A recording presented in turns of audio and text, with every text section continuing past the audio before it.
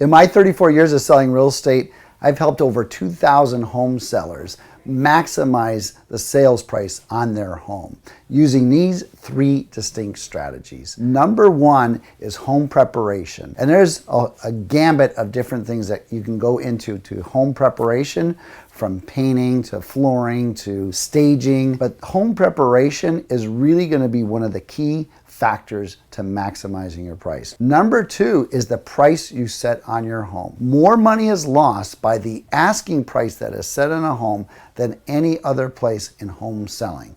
Overpricing a home can cost you hundreds of thousands of dollars.